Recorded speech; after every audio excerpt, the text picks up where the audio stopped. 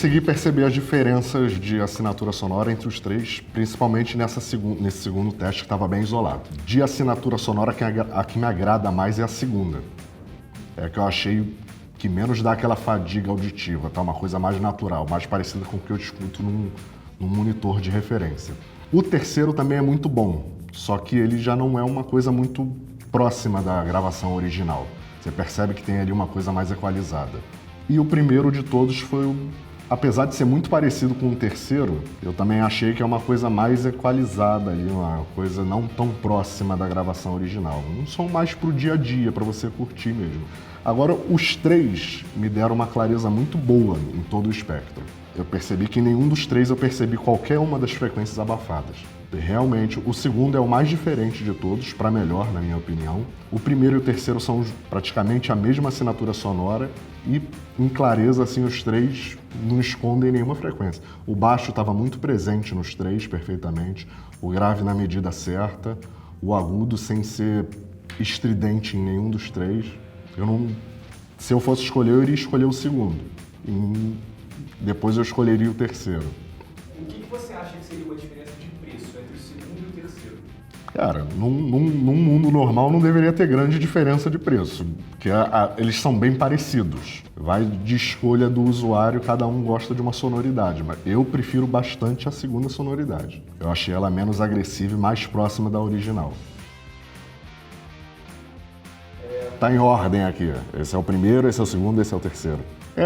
Eu percebi o seguinte, eu percebi um isolamento maior no primeiro. Assim que eu coloquei o primeiro, eu percebi que quando você tem um isolamento maior, parece que os graves vazam menos da almofada. Agora, eu acho o segundo, apesar de ser o mais caro de todos, eu acho que não é qualquer um que ia gostar da sonoridade dele. O cubo é mais divertido de se ouvir no dia a dia, entendeu? Mas tudo é usuário, né? Acho que para o usuário comum, a maioria dos usuários comuns iam preferir o Cuba do que o segundo, entendeu? Mas a diferença é muito baixa, é o que eu disse. Eu senti o do meio mais flat. E assim, não é todo mundo que gosta de som flat, né? Não é a preferência nacional. Mas os três em clareza estão muito parecidos, realmente, para essa diferença de preço tão absurda. E é assim, vocês pegaram um modelo bem caro, né? Porque tem modelos muito bons e muito conhecidos no Brasil que são mais caros do que o Cuba, mas não tão mais caros. É o triplo, o dobro. Esse é muito mais, é bem assim. O M50X é muito bom, eu prefiro o M40X, inclusive. Se eu fosse colocar lado a lado, eu acho o Cuba mais parecido com o M40 do que com o M50. Porque o M50 ele tem uma assinatura em V, bem exagerada em graves e agudos. O Cuba já é bem mais neutro, que lembra mais o minha M40X, que é minha preferência muito mais do que o M50. Eu nem entendo porque que o M50 tem tanta popularidade. Eu sempre falo isso nos grupos lá e acho que é questão de marketing mesmo do M50. Você esperaria que um fone nacional, no caso da produção, conseguiria bater de frente com marcas internacionais tão renomadas? Cara, vou ser bem sincero, não. Não esperava porque, assim, o custo dele realmente é bem baixo perto da concorrência. Mesmo depois da mudança de preço, continua bem baixo, perto de qualquer fone de entrada de shopping. Você vai em qualquer shopping, um JBL de entrada é R$500. E assim, é um plástico com driver dos mais vagabundos possíveis, que não chegam nem perto da clareza de um fone desses. Então, assim, eu não esperava tanto da questão de clareza do fone. E, detalhezinho, eu me senti mais confortável com o primeiro do que com... Qual a marca do segundo? Desculpa. O Maze. Pois é, o Maze é tão coisa, mas ele não bate aquele conforto todo. Primeira coisa que eu ia falar é que eu já testei muita coisa e, assim, eu ia dizer na lata, de forma direta, que não tem como conseguir, nessa faixa de preço, algo similar. Para conseguir algo similar, vai ter que gastar no mínimo o dobro.